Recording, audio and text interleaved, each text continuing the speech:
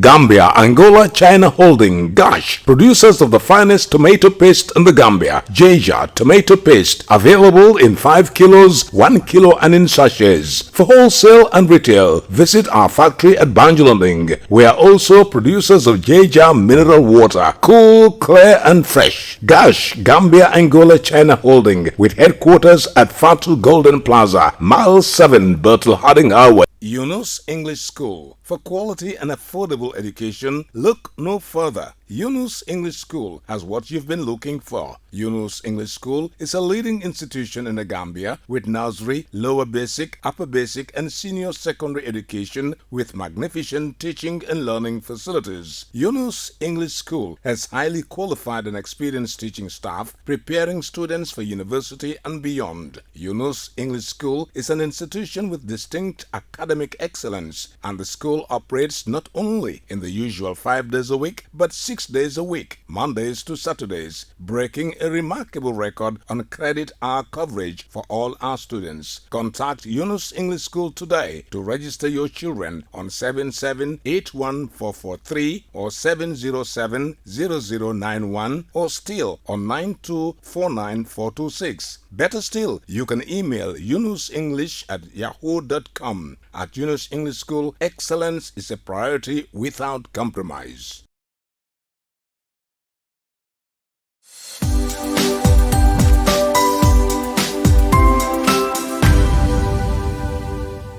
TAF Africa Global is the first and biggest private estate developer in the Gambia and present in 7 other African countries.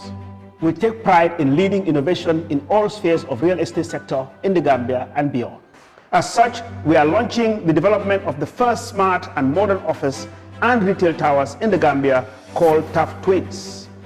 The TAF Twins is located in the heart of the Kanifing institutional area and 10 minutes drive away from Banjul. TAF Twins is designed to have 5 floors of office spaces ranging from 50 square meters to over 1,000 square meters with 2 elevators, central air conditioning, 24 hours electricity and water supply, with the ground floor reserved for banking, supermarket, restaurant and coffee shop. For your bookings and reservations, please call now on 376-2333 or 776-2333. Thank you.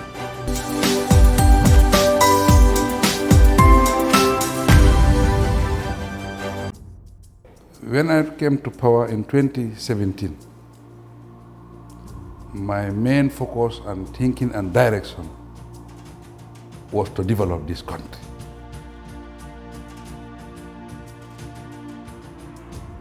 Infrastructure was lacking behind.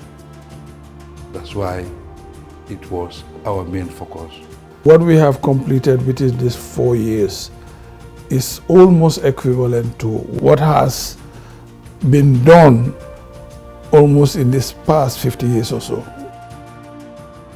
Adama Barrow has to his credit a number of impressive bridges and roads infrastructure projects which were initiated and completed in record time as part of efforts to fulfill campaign promises to shape and modernize Gambia's infrastructure outline. By the end of 2020, President Barrow's government achieved 100% completion of the primary road network along the north and south banks of the country as set out in the National Development Plan, NDP, which is 818 kilometers, but also covering all the way to Fatoto, making a total of 168 kilometers.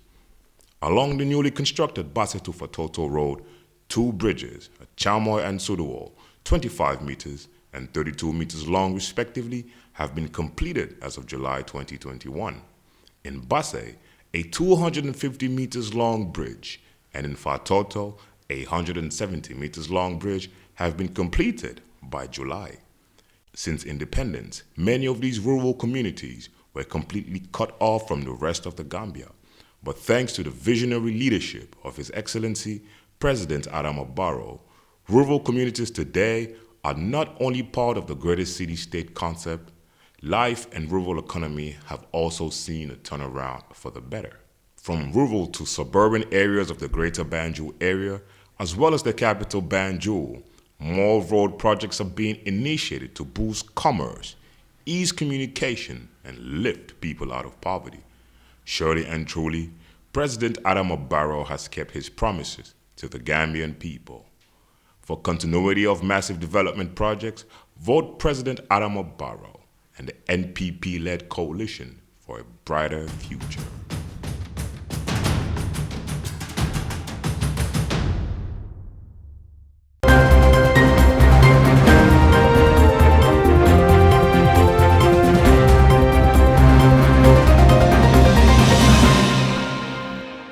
It's a warm welcome to our studio here in Serekunda. This is Star TV News with me, Mamadou Bailabari. In the headlines tonight, NPP campaign team reaches CRR, PDOI's Alhaji Kurang's Youth for Change announces alliance, USA to launch $7.9 million activity to consolidate Gambia's judicial system. Citizens Alliance goes to frontline of litigation to challenge its disqualification. Scorpions to engage New Zealand in friendly in Dubai. On the international scene, Brazil faces growing hunger crisis, New Delhi pollution crisis, air and water quality worsening. Sri Lanka floods, dozens are killed and injured in heavy downpours. Those were the headlines, and now the news in detail.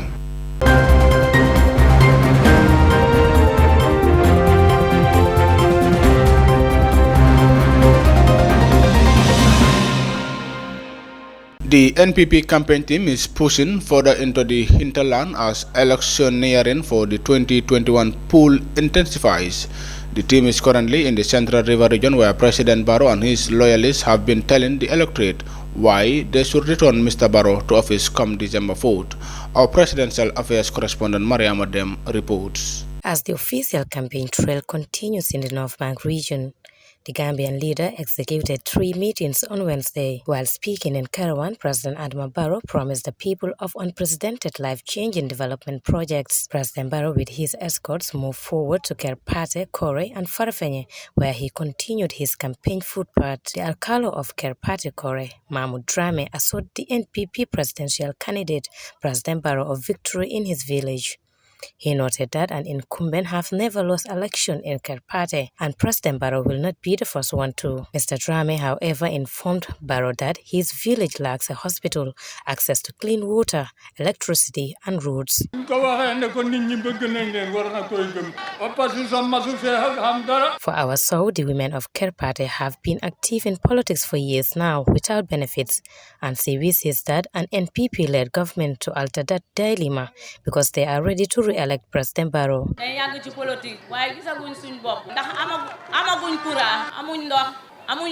The VDC chairman, Mustafa Barrow, thanked the president for the quick response to their call at the time of need by providing security to protect his people and their properties. He also promised Barrow of their support and appeals for another timely return to their developmental demands.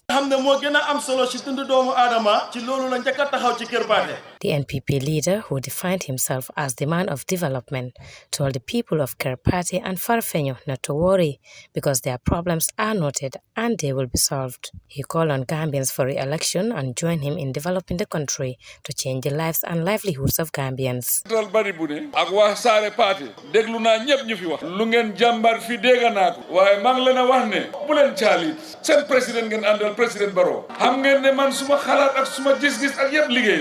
kon maa ngi leen a wax ne sànni leen carte bi on the 4th of December 2021 man loolu rek laa leen sànni lu des bàyyi leen ko si loxo President Barrow. The leader of NRP, Honorable Hamad Barr, described President Barrow as an honest and hard-working man that deserves a second term to continue his development. He urged the population to vote for Barrow because he has the country at heart and he is the best candidate for the country. He, however, also warned Gambians to be wary of some opposition parties that are angry and hungry for power that should not be given the chance to assume the presidency. Barr urged Gambians to maintain peace during and post-elections. Mariam Adem, reporting for Star TV News from the North Bank region. The PDOIS and Alhaji Mama de Kurang's Youth for Change have issued a communique after a closed-door meeting announcing their official alliance for the 2021 general election. Alhaji Mama de Kurang was among the 20 presidential aspirants who were disqualified by the IEC for not meeting its requirements to vie for president. More in this report, read in our studio by Sarah Kamara.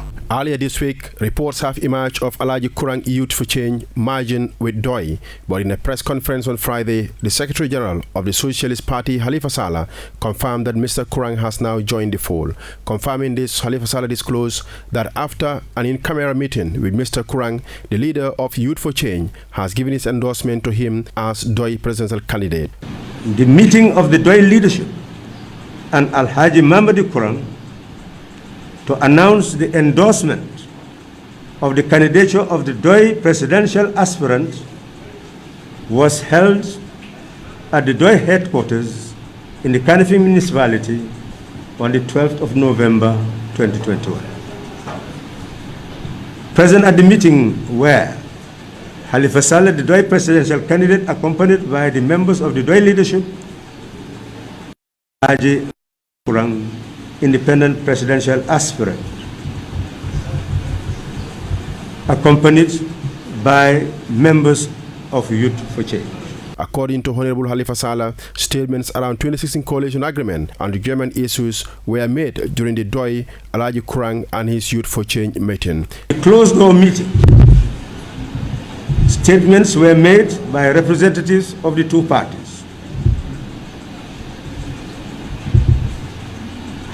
The partners noted that the Gambia had experienced a major political transition on 2nd December 2016, characterized by the unseating of an entrenched government after 52 years of going to the polls without any change through the ballot box.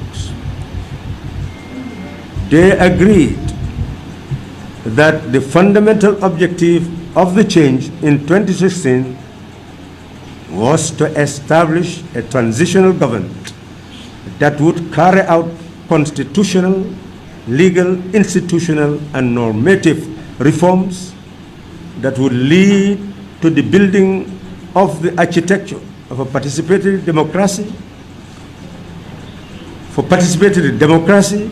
by involving all in the change and thus create a level ground for future multi-party contests by putting an end to the abuse of incumbency which lead to self-perpetuating. However, Halifa Sallah went on the partnership observed that the 2016 coalition has not succeeded in tackling some of the ills of society as well as also in the much desired post-dictatorship transformation. Partners observed that the post-coalition administration has not been able to tackle the menace of corruption or draw the youth, who constitute 72% of the population, into public life, but has instead revitalize the challenges of incumbency for the 2021 election. They express their conviction that coalition building between partners to address the abuse of incumbency could be done to effect change for its sake, or ensure substantive change of a system. Halifa Sallah said the DOI and partners have come to the realization that there is a sizable component of the population and the diaspora who are disaffected by the state of affairs since 2017 and we are yearning for system change. They express the recognition of the existence of a sizable community among the Gambian electorate and the diaspora who are dissatisfied with the manner of state administration since 2017 and are yearning for system change to put an end to poverty and injustice. They indicated that they are assembled to endorse the change call, the clarion call for a poverty-free, injustice-free and ignorance-free Gambia by endorsing a candidate and a programmatic policy document which will make all service accessible and available to all citizens to build a Gambia we would be proud to call our homeland. He revealed that the partners have agreed to append their signature to a document that spells out the terms of the endorsement of the DOI candidate. The partners agreed to append their signatures to a document that will contain the terms and conditions of endorsement of the DOI candidate by Alhaji Mamadi Kurang, which will incorporate the terms and conditions expressed in the joint communique. Alhaji Mamadi Kurang and the Youth for Change expressed unalloyed commitment to endorse the DOI presidential candidate and gave assurance of their determination to mobilize Gambians at home and in the diaspora to campaign for change to eradicate poverty, injustice, and ignorance. The DOI presidential candidate expressed appreciation that a coalition is being founded on the basis of mutually agreed principles and terms to give hope to our people for a better and fairer Gambia. Mr. Salah added, he gave the following assurance that would be incorporated in the agreement: serve only one term, include Alhaji Mamadi Kurang in an inclusive cabinet, and would award his political group no less than 2 cabinet posts. Prevent any abuse of incumbency in DOI's favor in any subsequent election after the 5-year term. Signed, Halifa Sallah, DOI presidential candidate, Alhaji Mamadi Kurang, independent presidential aspirant. That is the joint committee. For his part, Alhaji Kurang said, after consultations with members of the Youth for Change that I have worked with for the past 1 year, all over the country, 1 to 2 years, all over the country, from Koina to Katong, we realized that we have to make a decision that will affect this election in December 2021. In order to reach a decision of which presidential candidate to endorse, we had consultations with members and had general agreement that a number of factors are important and must be considered. So what are some of these factors worthy of consideration? 1, we believe that we need to endorse a candidate whom his beliefs, his principles, policies and plans that he stands for and that which his party stands for mirror what we stand for and what we have been preaching at Youth for Change for the past 1 to 2 years. Secondly, we believe that we should endorse a candidate whose track record, whose competency, whose knowledge enables him to be able to understand the problems that our country faces, particularly economic problems, and can provide solutions for the issues and problems that we face in the Gambia, particularly poverty. And thirdly, we also believe that we should endorse a candidate whose democratic principles stand for the defense of the weak, either as individuals or as new political entrants, that defends the rights of every citizen according to the Constitution to have the right to elect and be elected. After several deliberations with members of the Youth for Change, we feel that a decision that we have found a candidate, and therefore we decided to unconditionally endorse the PDOIS candidates, Mr. Halifa Sallah, as for the presidency of the Gambia in the December 2021 elections. Sarah Kamara, Star TV News. The Gambia's efforts in strengthening a democratic rule of law based and accountable system of governance will be complemented by the injection of $7.9 million by the United States Agency for International Development. Details in this report by Momodu Justice Dabo. The United States Agency for International Development is set to launch the multi-million-dollar 5-year project under the banner Promoting Rights and Justice, with the overriding aim of supporting Gambian-led justice sector reform and modernization in the judiciary. As part of the program, the agency will support Gambia's Ministries of Justice and the Interior through the provision of expert advice, guidance, and other forms of support. According to a press release from the U.S. Embassy in Banjul, civil society organizations that seek to defend citizens' rights, promote legal reform, and contribute to the vibrancy of the country's democratic culture will be also supported as part of the 5-year $7.9 million fund. The Promoting Rights and Justice activity will be implemented by the American Bar Association and Freedom House, with decades of experience in supporting partner governments and civil society groups in Africa. This activity constitutes the largest assistance effort by the USAID in the Gambia in several decades. We are confident that this investment in the justice system and human rights will pave the way for a vibrant, open, and liberal society where the average Gambian can fairly access the justice system, said USAID Mission Director Peter Trenchard.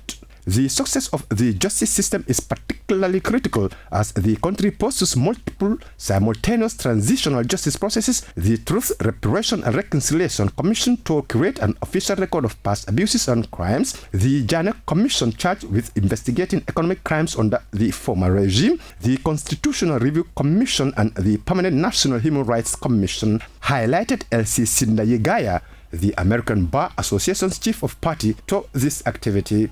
Meanwhile, the activity will include an emphasis on the rights of women, children, and other vulnerable populations, ensuring these groups' perspectives and specific needs are served by the justice and advocacy systems. The U.S. government said it believes better and equal treatment under the law will be realized in the country by supporting government-led investment in institutions and building public awareness of and participation in the justice system. The Citizens Alliance has now gone to the front line of litigation to challenge its disqualification from the incoming general election. The party has hired a team of lawyers after feeling that the IEC has violated its rights by rejecting its candidate's nomination. This revelation was made by the CA flag bearer in a press conference on Friday. Details in this excerpt. Indeed, CA, after gathering all the documents required in line with the checklist provided by the IEC, went to the Electoral Commission to submit or to file our nomination.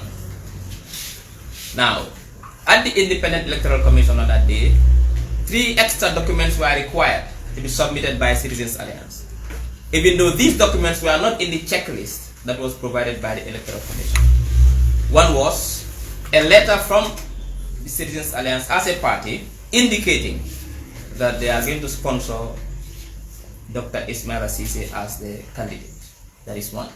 This letter was requested on the ground during nomination day, but this letter was not as one of those items that were required by the IEC in the checklist. That's one. Secondly, we are also requested to ask to bring in a campaign itinerary, a campaign schedule. This was also a document that was not indicated as part of the documents to be submitted in line with the checklist. Even though we submitted a campaign itinerary, but we are asked to do that in a specific form, a specific template provided by the IEC, but this was not provided us prior to us going for nomination. So we said, okay, that's fine, we'll also do that. The third document that was required was a signed code of conduct. But this code of conduct was also not provided as part of the nomination package, so we could not also bring it. But then they said, well, we can provide that if you need it. So we are given 3 days up to Friday when nomination closes to provide these 3 documents. That is, a letter from Citizens Alliance indicating that they are sponsoring my candidacy, a signed code of conduct and ethics, but also a campaign itinerary and an IEC template. The following day on Wednesday, We prepared all these documents and submitted these 3 documents to the Independent Electoral Commission. Now, we trusted the process, we trusted the entire nomination process, and we trusted the institutions that are supposed to run the elections in this country. So we were sitting in anticipation, waiting to hear from the Electoral Commission through the right process as to the fate of our nomination. Now, to our surprise, on Saturday, it was the 6th of November at 5 o'clock, there was a press conference by the Independent Electoral Commission. It was where we found out that our nomination was rejected on the grounds that we did not fulfill one of the requirements for nomination in line with the Electoral Act, and that is we are not able to provide 200 signatures from the Banjul administrative area. Now, when we received that news at that press conference, we also realized that we have 48 hours to appeal the decision of the Independent Electoral Commission. We spoke to our lawyers and we were advised to appeal the decision. We filed in an appeal. On Monday morning, we took the appeal to the Independent Electoral Commission and submitted our appeal. On Monday afternoon, we got a call from the Independent Electoral Commission inviting us to a meeting at the commission with the returning officer, which is the chairman of the commission. We went there. The chairman was there with the chief electoral officer and deputy vice chair and also head of IT. We went there with the executive, and our file was shown to us, and they also showed us where we fell short of nomination forms. Now, even though IEC agreed that we submitted more than 200 signatures from Banjul, however, they said that some of the signatures were cancelled out for CA because of duplicate nominations. What does that mean? It means that if I sign for Mr. X, I cannot sign for Mr. Y. But if you look at the forms, those who signed for CA before they signed for the other parties. But the IEC arbitrarily gave nomination date and time to political parties. So it means that if party X is called to go submit their nomination before party Y, but party Y was the first party to be signed for, means party Y's signatures will be X. And we think that is unfair. We did not choose the day we are going for nomination. So it's not about when it was signed, it was when it was delivered to the IEC. But the date and time of delivery is decided by the IEC and not Citizens Alliance. And because of those duplicates, they said we lost some signatures. And because of that, we could not fulfill the criteria. Now, we still insisted that. Still, we thought our rights were violated and the IEC did not follow due process. Because the law is very clear that where nomination forms are incomplete, it is by law, according to the Electoral Act, for the IEC to provide fresh nomination and notify the candidate before nomination closes to submit fresh nominations. But that was not done. So we did not hear anything from the IEC. We are not notified that we are short until when we had at the press conference that our appeal was rejected. Now, the following day, on Tuesday, we received a letter from the Electoral Commission that our appeal was rejected. We also spoke to our lawyers, and we were advised that we are unfairly treated. We trust a process that should have been transparent, and a process that would have focused more on inclusion rather than exclusion. In line with the Constitution, every citizen has a right to be voted for in office, but also to vote for in elections. Also, we fulfill all the constitutional requirements in accordance with the law, with the Constitution, in terms of age, in terms of citizenship, in terms of academic qualification. All the constitutional requirements are fulfilled by us. Now, we thought it was unfair, unjust, for us to be rejected or disqualified just because we did not meet statutory requirements which are outside of the Constitution. So because of that, we feel that our rights have been violated, the IEC did not follow due process in the way they handled our nomination, and then we thought now the best way is to go to the courts and let the courts decide. And now to sports. The senior national team are looking forward to engaging New Zealand in a friendly on November 16 as the Gambia's preparations for their first ever AFCON's final reaches the climax. More in this report. The Scorpions are currently in Dubai, where they would meet New Zealand in the last of their training camps for the biennial continental showdown in Cameroon earlier next year. The Gambia finds itself in the difficult group of Tunisia, Mali and Mauritania. Meanwhile, as part of preparation for the AFCON's final to kick off in Cameroon on January 9, the Scorpions would next week meet New Zealand, currently sitting 111 on FIFA ranking. There is a massive 36 place difference between the two countries, as the Gambia languishes at 147 of the current FIFA ranking. As the Scorpions prepared for their November 16 New Zealand friendly, the national team's head coach Thomson Fred spoke to the GFM media about their level of readiness for the game. That federation and government could arrange this training camp. I think it's a very good location. We all know Dubai as a fancy place, but we have a quality hotel, we have good training infrastructure, and we have fantastic weather to train in this moment. The team is complete. This morning Ibrahim Darbu was the last one to arrive. Yesterday we had one training session on the pitch and one in the gym. Today we had a morning training session in good circumstances, very intense, but I'm very happy. I'm very happy to see the players together, the staff together. These are the right circumstances to work. We're looking forward to the friendly. I had preferred 2 games, but it was not possible. New Zealand is a very strong opponent, so I think we are on the right track to develop the team, to prepare them both physically, mentally and tactically for AFCON, and we are growing step by step. And the task for me to select a team out of this is more and more difficult, because we have so many quality players and everyone is so eager to play, so it will be very tough for us. We know from the past that Gambia had always problems to play against teams outside Africa.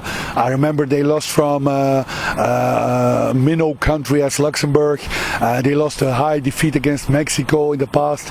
We not so long ago lost 1-0 from Kosovo.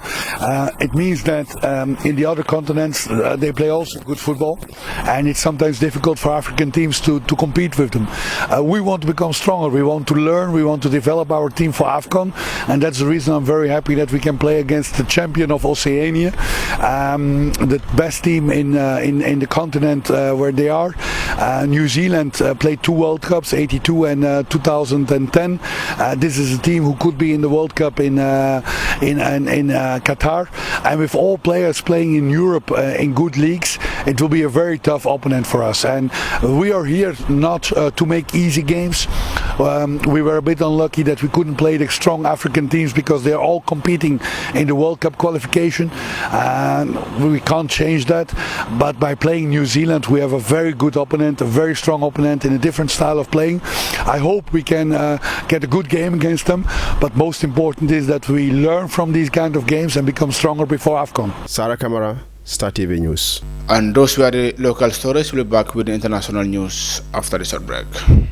Gambia, Angola, China Holding, Gosh, producers of the finest tomato paste in the Gambia. Jaja tomato paste, available in 5 kilos, 1 kilo and in sachets. For wholesale and retail, visit our factory at Banjulunding. We are also producers of Jaja mineral water, cool, clear and fresh. Gosh, Gambia, Angola, China Holding, with headquarters at Fatu Golden Plaza, Mile 7, Bertel Harding Highway. Gosh Group also provides the best security company, Gosh Security, for your offices, warehouses, homes and personal property. Gosh Group for all your construction projects, offering you quality water reticulation for your gardens, pump irrigation, tidal irrigation projects and all types of buildings. You can contact Gosh on 396-7894, 700-8993, 373-0259. Visit us at Gosh Global Group on Battle Harden Highway, Fatu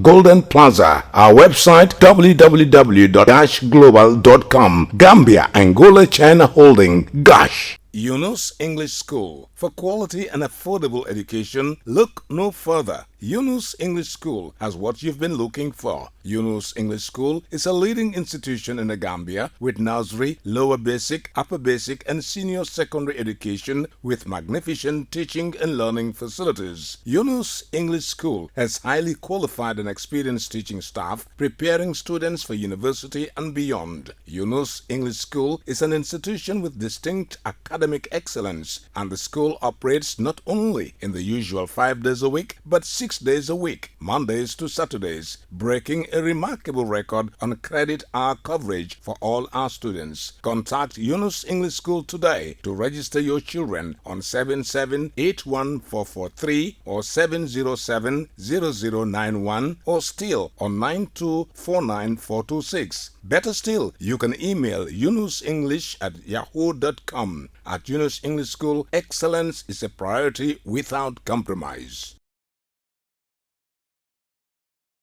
maa ngi tudd Cheikh Ahmed Cissé di ndaw bu dëkk Serekunda London Corner jóge ko bàyyi suñu liggéey yëpp jóge ko Dakar ñëw ba fii fekkee nomination yi His Excellency President Adama Barrow li tax mooy réew soo ci bokkee lépp lu ko yóbbu ci kanam danga ci war a ànd te bokk na ci luy yóbbu réew mooy njiiti réew bu am dal bu am yar bu nangoo liggéey bu bugg a réewam bu nangoo muñ bu may jonale si jàmm bu dul jàpp nit yi di tëj di yóbbu buy dox ci économie bi mun a jàppanteeg naar yi ak tubaab bi ndax biir réew soo ko waree defal foog bitim réew jàppale la loolu yëpp dama ko gis ci président Adama Barrow njiit la boo xam ne bu ñu xoolee ñi moo xëccoon doole réew mi rek ñu xam ne moo ci gën am na parti boo xam ne soo ko votalee duñ mun a déggoo Gambien yi te am na ñoo xam ne den desee xam li leen war ndax nit sooy yóotu da nga yóotu loo jot sooy enu nga enu loo antan sooy toppandoor nga toppandoor sa maas dëkk ci réew mi taxul nga war a mun a nekk njiiti réew am na ñu bari ñoo xam ne antanuñ ko waaye ñu ngi laaj réew mi suñ leen joxee réew mi dafa dellu ginnaaw te fiñ commencé ak Barrow ba tey buñ ko xoolee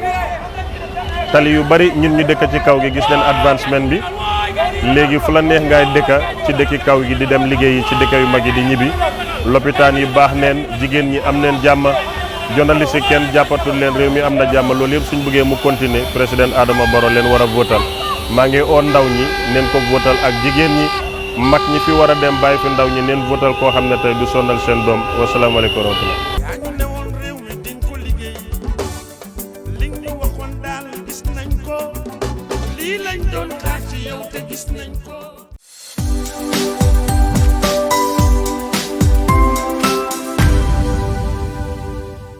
TAF Africa Global is the first and biggest private estate developer in the Gambia and present in 7 other African countries.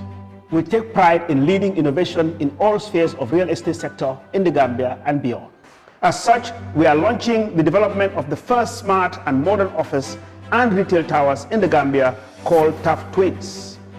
The TAF Twins is located in the heart of the Kanifing institutional area and 10 minutes drive away from Banjul. TAF Twins is designed to have 5 floors of office spaces ranging from 50 square meters to over 1,000 square meters with 2 elevators, central air conditioning, 24 hours electricity and water supply, with the ground floor reserved for banking, supermarket, restaurant and coffee shop.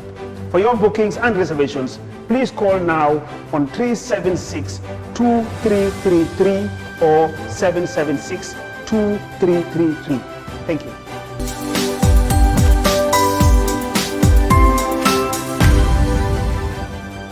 Welcome back. After that commercial break, if you are just tuning in, this is Star TV News from our studios here in Churchilltown, and now news beyond our borders.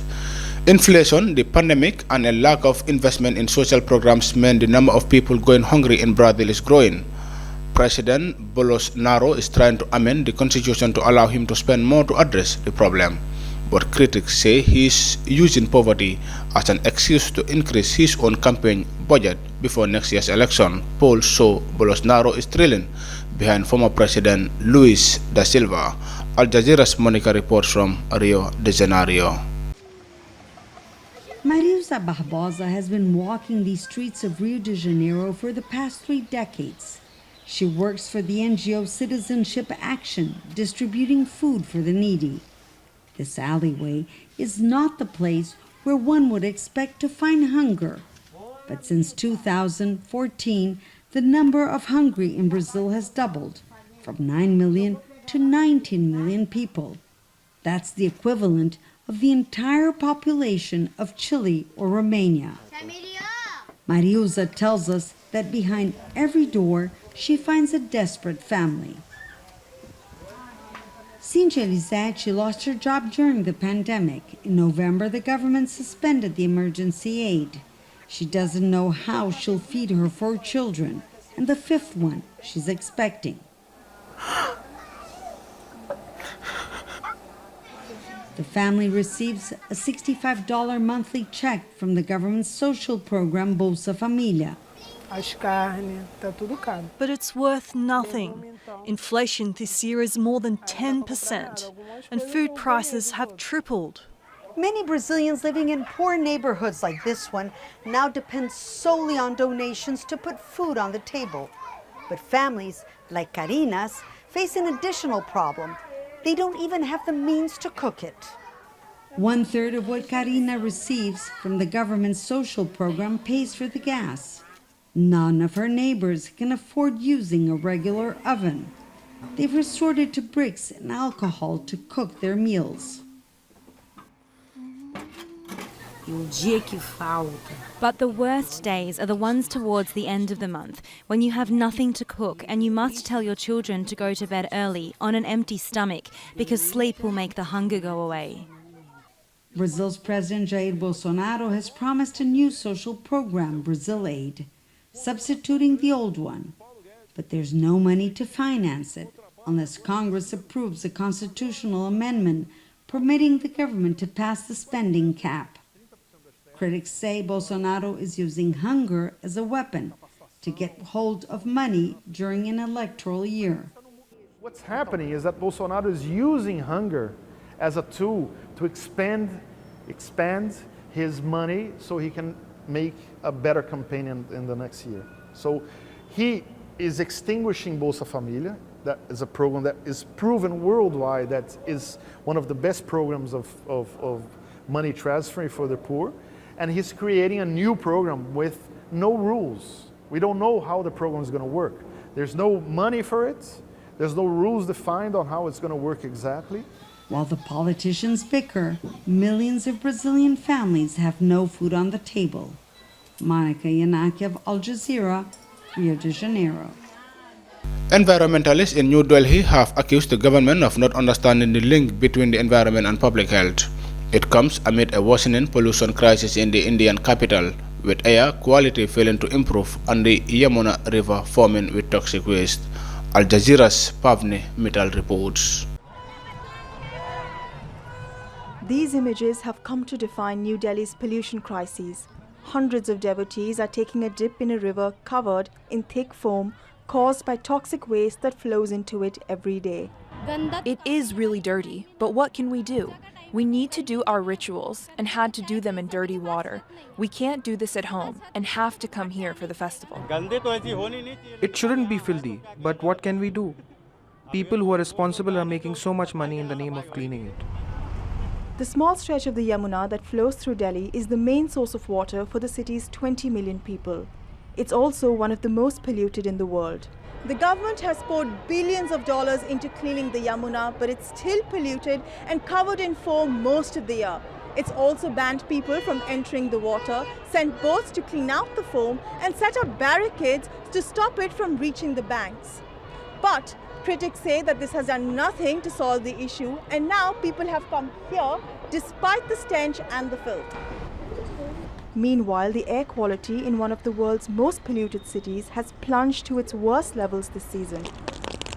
Much of it has come from neighboring states, where farm fires like these have been burning for weeks. Politicians admit their strategies have had little impact. The biggest obstacle is that while Delhi government has a very aggressive action plan against pollution, we do not have any kind of a regional action plan mandated by the central government on pollution that holds all the North Indian states accountable for their actions. Environmentalists have criticized the government for its approach to these crises. Lack of political will, lack of bureaucratic will, and lack of urgency and correlation, understanding the link between public ecology and public health in our political and bureaucratic class is extremely important, and that is the main problem that makes our air toxic, our river frothing, and our forests disappearing.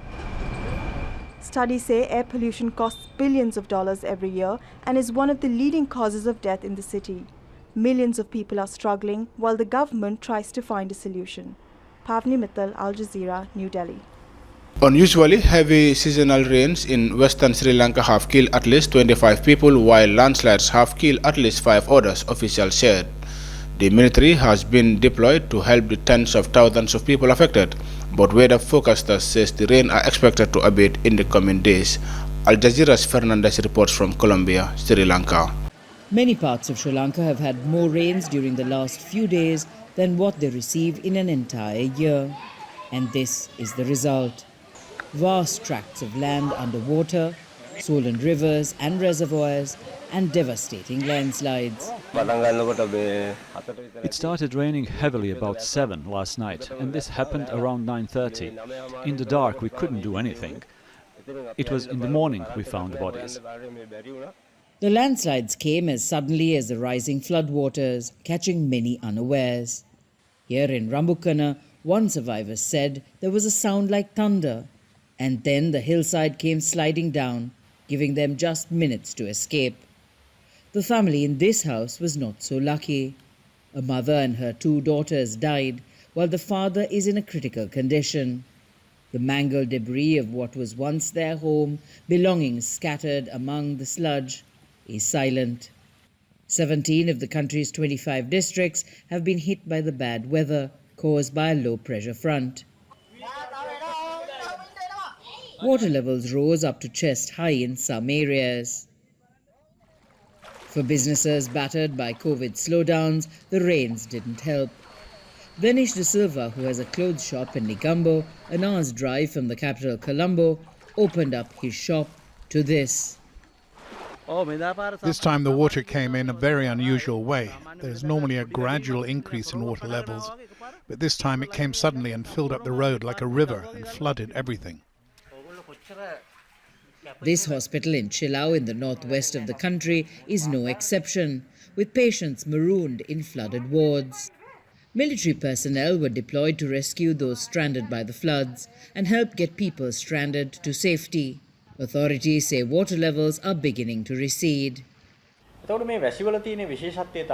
What is special about the rains is that when it rains, it does so heavily. Also, there could be strong winds and lightning. People must be careful. We expect the rainfall to reduce in the next 2 days. With the monsoon underway, heavy rains are nothing new to Sri Lankans. But the current bad weather has not made life easy. The rains are expected to ease in the coming days, no doubt bringing relief to tens of thousands of people who've been affected. But the risk of more landslides will remain. Minna Fernandez, Al Jazeera, Colombo. And before we end the news, a quick recap of our main headlines. NPP campaign team reaches CRR. PDI's Alhaji Kurang's Youth for Change announces alliance. USA to launch $7.9 million activity to consolidate Gambia's judicial system. Citizens Alliance goes to frontline of litigation to challenge its disqualification. Scorpions to engage New Zealand in friendly in Dubai. On the international scene, Brazil faces growing hunger crisis.